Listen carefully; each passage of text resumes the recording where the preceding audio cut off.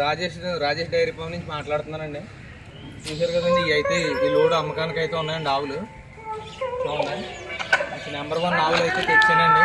మీకు ఎవరికైనా కావస్తే వచ్చి చూసుకోవచ్చు నా డైరీ ఫామ్లో.